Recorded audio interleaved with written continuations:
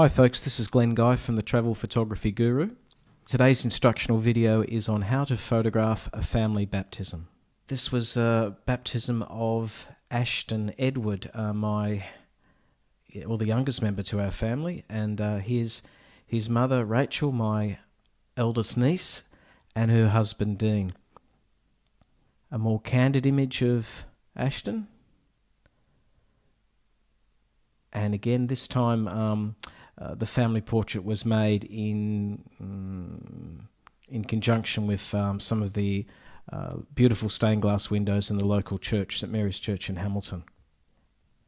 So how do you go about photographing a baptism, and you know, what's the importance of a baptism? Well, and really what you're recording is images for posterity. You know, it's a historical document that will help tell the story of the family for future generations. These days, it's all changed, hasn't it?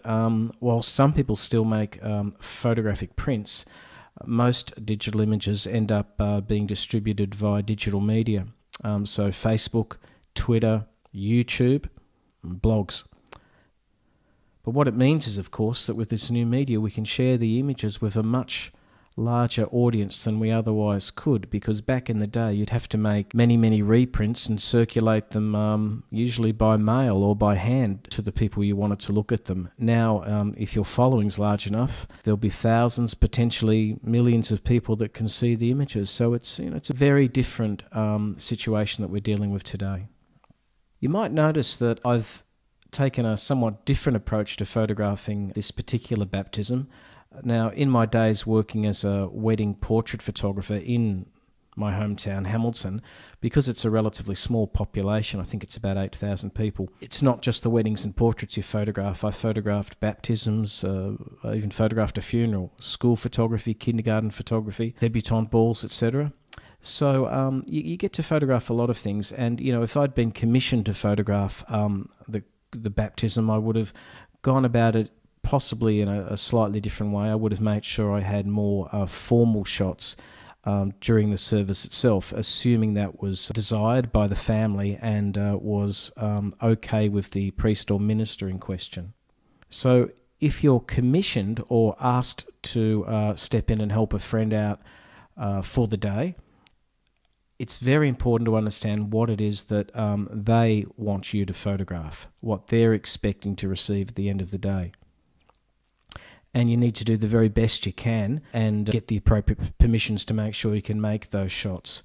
So shots around the baptismal font, you know, shots on or near the altar, important parts of the ceremony. The light is not particularly bright indoors, and you may struggle to be able to record an action photograph. You can resort to high ISO shooting, but once you get, you know, on most cameras up to 1600, there's a pretty significant loss in quality. Now, depending on the person you're making the pictures for, they may not be too worried about that, because they're much more concerned often with the fact that you've recorded the event rather than the quality per se of the image. Photographers are our own worst enemies in that regard. But it's just important to try to get the shots that are expected. But in doing so, you would need to talk with the minister, priest involved. You'd also need to talk with the parents and, you know, godparents before the event, to just let them know that there'd be some interaction probably with you and them during the service itself when they're on public display, or alternatively that you'd be standing off to the side and would be visible to people members of the congregation, and that you may need to use flash. Just something to be aware of, because you do put yourself on display, and you know, it would be advisable, I feel, to dress in an appropriate manner, which would mean in a way that doesn't draw attention to yourself, and to go about what you're doing as quietly and discreetly as possible.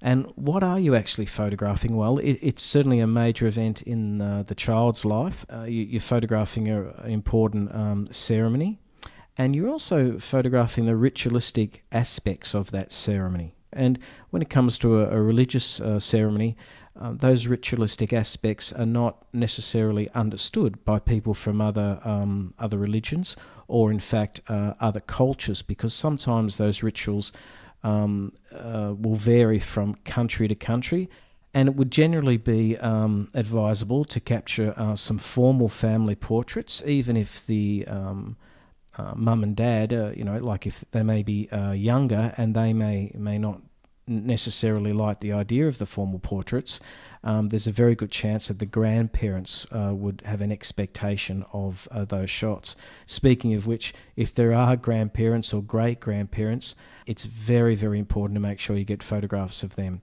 Candids, though, really break it up a lot as well because, of course, it is a celebration.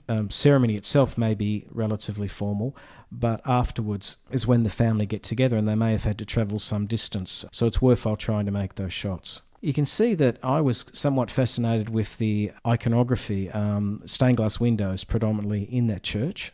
And I found that when I was doing the candids, I haven't included really too many formal shots in this presentation, but as I was doing the candids, you can probably see that there's a relationship between some of the iconography and the baby. That may just be literally the size of the head in the picture.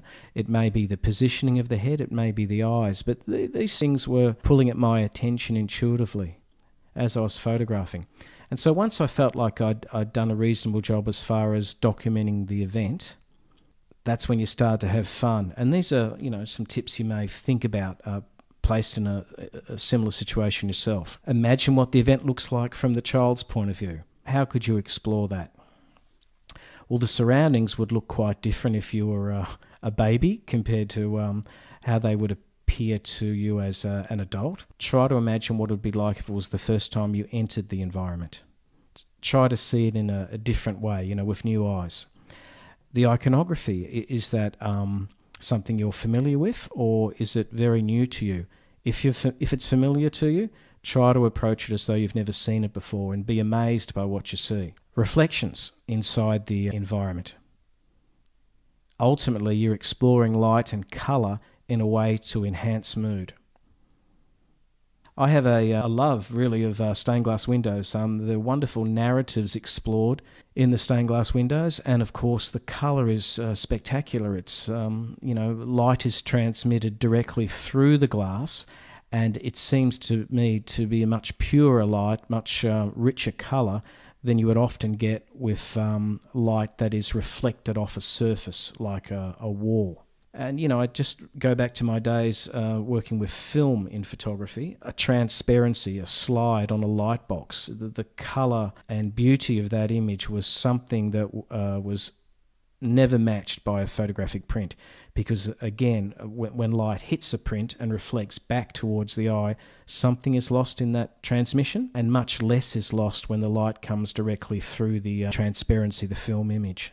And a print is a reproduction of the original film image, whilst the slide or transparency is an original. So there's something in that as well. Wonderful narratives, and I don't know a whole lot about the style of these stained glass windows, but they're very expressive. The faces, the hands. In both cases, they're larger than life, and that must be a very deliberate ploy to really enhance the expressive nature of those subjects. They certainly understood colour and the use of colour in religious paintings. In the last image you saw lots of yellow and blue, which are referred to as complementary colours. They're opposite colours on the spectrum, but they therefore complement each other. Interesting with this one, it's actually three panels or three individual windows, but looking at them as one, it's kind of as though you're looking through to a scene that's outdoors, like you're looking through a window.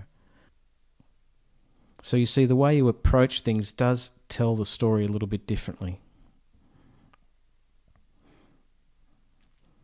So what else can you do? We can play with angle of view. A toddler, of course, would always be looking up at the world. So by getting down low and shooting upwards, you start to see things and portray things from a child's point of view. When you're doing so, that's often referred to as a worm's eye point of view, looking up. The alternative would be to be above and shoot downwards. And these are just things that you try as a way of exploring that environment in a more interesting manner, a more graphical manner. Another alternative is to work close up.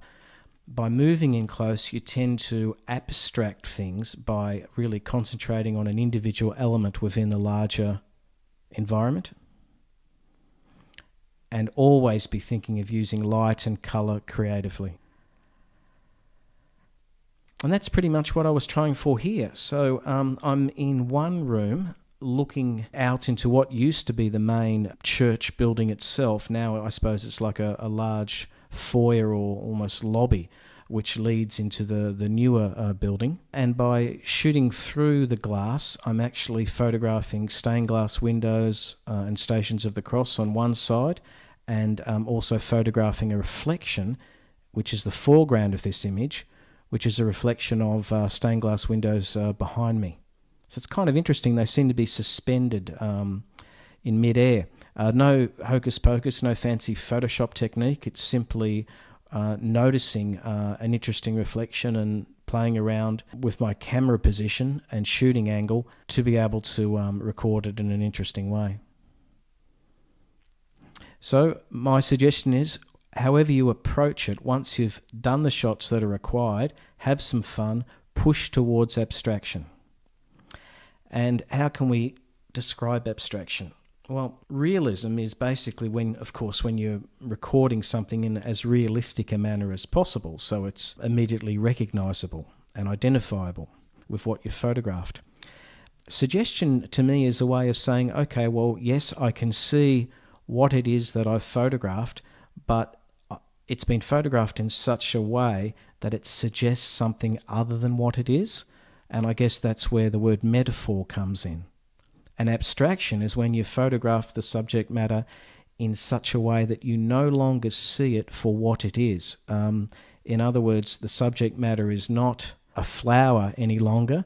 The subject matter is for instance, the design elements in that flower, pattern and the texture of the petals, the colour of the petals. So the design elements may in fact become the subject matter, and you may see those design elements or compositional elements before you actually notice that it's a flower. And that's when the image allows people to see the world in a way that they otherwise wouldn't normally be able to do. And that's one of photography's great features, really. Exploring narrative or storytelling and metaphor. So our photography allows us to do that in many ways, both through a fairly realistic approach, documenting the world about us, making comment on the world about us, and also through a more abstract approach where we're maybe using metaphor to suggest something above what it is that is immediately obvious to us. It's the meaning. What are we suggesting through the way we've photographed that particular subject? So there are many, many possibilities that are open to us through photography, through a non-conventional approach. And again, my tip is, do what's required of you first, tick the boxes, and then have some fun. The images that move into abstraction or suggestion, they are often the ones that will be most interesting in your portfolio. They will be the ones that will usually get you the work, but the customer will usually require that you provide them with the realistic image. They're the ones that they're going to buy, but the more interesting imagery will actually get you the job. So you've got to make sure there's a balance in what you do and what you show the world as well for your portfolios. That's the final tip. Have fun and make some interesting art. So I hope you've enjoyed this little presentation on how to photograph a baptism. And, I've taken a slightly different approach, but it was the approach that I took on the day, and it was a very intuitive approach, and that's why it was so much fun. So you can find me on my blog, travelphotographyguru.com, on Facebook, Travel Photography Guru, and on Twitter, Travel Photo Guru. If you've enjoyed the presentation, and I look forward to talking with you soon, and hopefully meeting as many of you as possible down the track.